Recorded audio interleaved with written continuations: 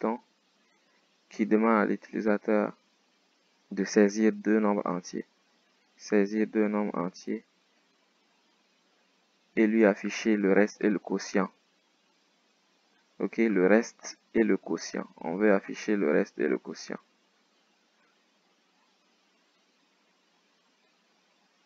Puis x13 pi.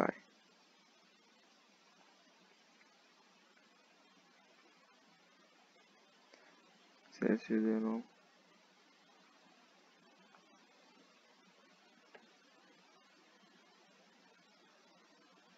Afficher le quotient et le reste de la division. Déjà, il faut saisir deux nombres. Pour saisir un nombre, on fait saisir deux nombres A, B. Pour saisir un nombre A, on écrit la variable A égale à int des nombres entiers. Donc, on met int input à l'intérieur. Et on met quelque chose ici. On dit entrée.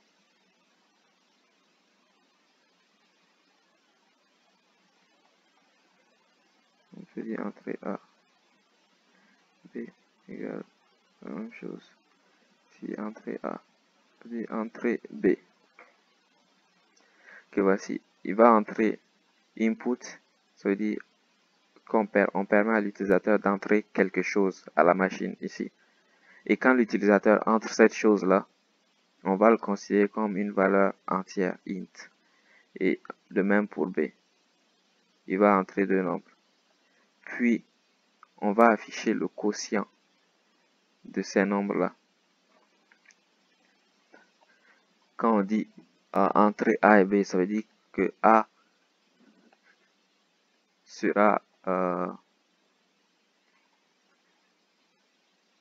plus grand que B. Ici, on va considérer que A est plus grand que B.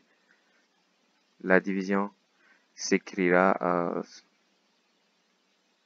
sous la forme, on va dire AX plus B égale à C. Et là, le quotient c'est X. Quotient X. Et le quotient X et le reste C. Le quotient est X et le reste c'est C. Oh non, je n'ai pas bien écrit mon équation.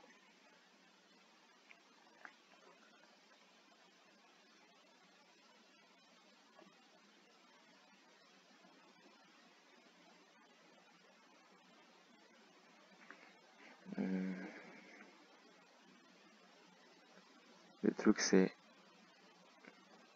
on fait A divisé par B. On met A sur B égale à X reste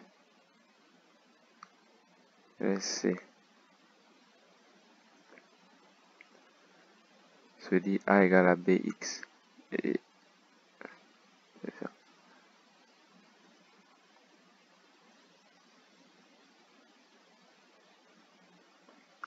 Et que A égale à BX. BC. Ici, on va probablement utiliser les modulos. Le truc qu'on veut faire, c'est ce que je viens d'écrire ici.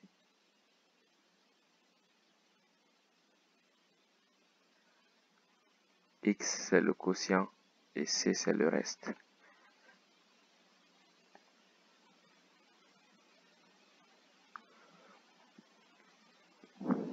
A divisé par B égale à C et égale à X plus C.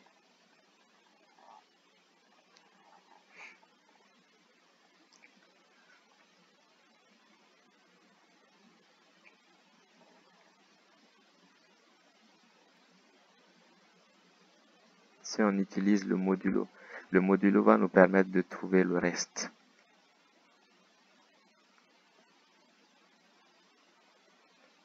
Oui, le modulo va nous permettre de trouver le reste et la division va nous permettre de trouver le quotient. Pour trouver le quotient, on ne fait que diviser. Le quotient, c'est la division. Donc, on va écrire quotient égale à A divisé par B.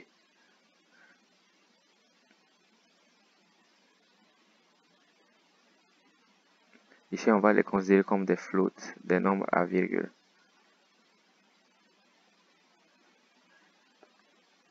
C'est mieux pour les divisions. On fait quotient égale à A divisé par B.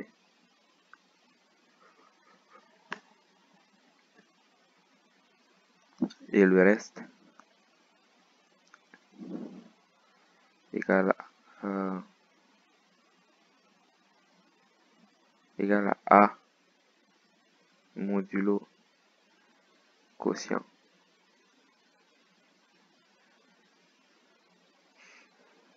Je ne sais pas si vous voyez, si vous comprenez à peu près ce que je fais. Il nous demande de trouver le quotient. Le quotient de deux nombres, c'est la division de ces deux nombres. Le quotient de A et B, c'est A divisé par B. Ça donne le quotient. On obtient le quotient en divisant A par B. Mais ici, le quotient est une valeur entière. Donc, on fait A divisé par B, mais int. C'est-à-dire qu'il va, ici, notre programme va faire la division, puis prendre la valeur entière. Il va pas prendre les virgules. Il va prendre juste la valeur entière et la mettre ici. La mettre dans le quotient. Il prend juste la valeur entière et la met dans le quotient. Puis, pour le reste, il dit, s'il trouve le quotient, on va dire, imaginons qu'on a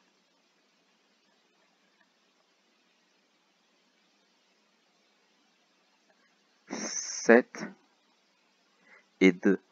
7 et 2. Prenons l'exemple de 7 et 2. Si on a 7 et 2, ici, on va voir que quotient Q égale à 7 divisé par 2. Mais la valeur entière, 7 divisé par 2, égale à 3,5. Cependant, je vais prendre la valeur entière parce que j'ai mis int ici. Donc ça va égaler à 3. Parce qu'on va prendre la valeur entière. Je vais mettre int.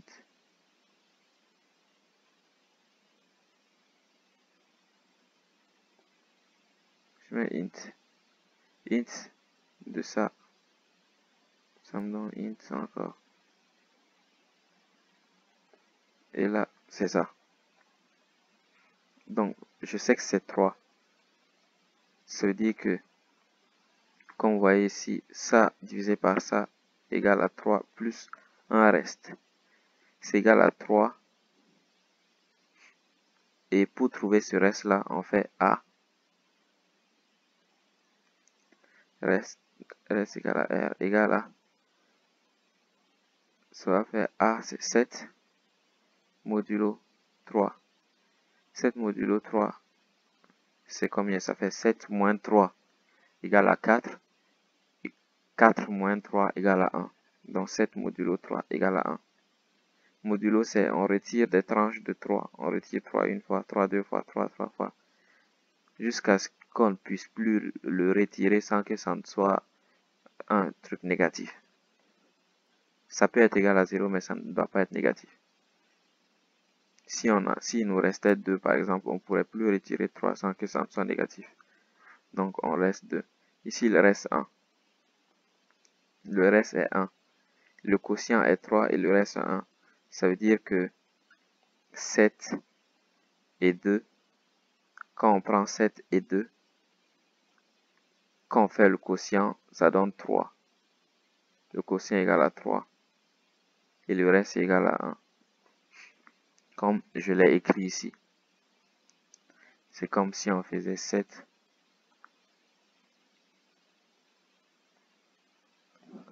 Ok, ici on a fait deux calculs.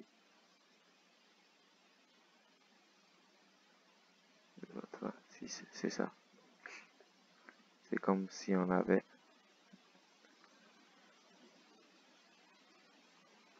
7 égale à 2 fois 3 plus 1. C'est un truc comme ça. 7 égale à 2 fois 3 plus 1. Q égale à 3. R égale à 1. Et X égale à 3 plutôt. X égale à 3. X c'est le quotient. C c'est le reste. X égale à 3. Reste égale à 1. Donc le quotient est 3. Ça fait 3 fois 2 plus 1, c'est 7. Égale à A. C'est ce qu'il veut qu'on fasse ici quand il dit trouver le quotient. Trouver le quotient, c'est diviser et prendre que la valeur entière. Le quotient, c'est la division et on garde que la valeur entière. Le reste, on prend A et on fait modulo quotient, ça nous donne le reste. Je vais tester pour voir. Je vais afficher ça. Print. Afficher ces valeurs-là. Le quotient est plus STR quotient.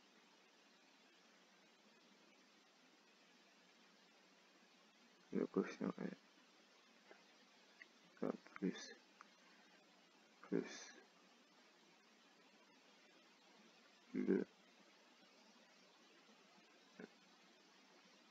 le reste est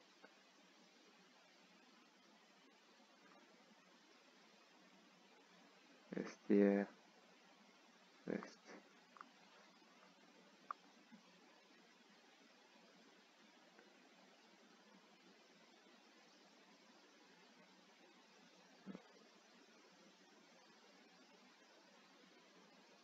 Okay. Le quotient est ça. J'ai écrit le quotient est plus, on imprime le quotient.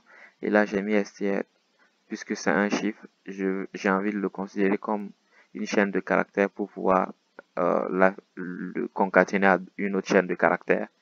Et ln, et ici plutôt, slash n, ça veut dire revient à la ligne et écrit le reste est ça.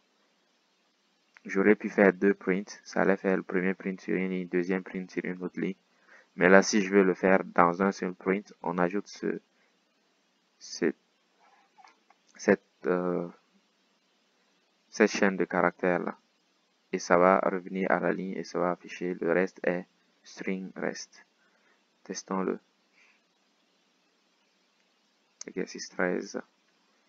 .py. On va entrer deux chiffres. On va entrer 7 et 2 pour voir si mon exemple est bon. Vous voyez, ça me donne ça. Le quotient est 3, le reste est 1. C'est ce qu'on a trouvé ici. Donc, on voit que ça marche. On peut le faire avec n'importe quoi maintenant. 56, 9. Le quotient est 6, le reste est 2. Le quotient est 6, ça veut dire 6 fois 9 plus 2 égale à 56.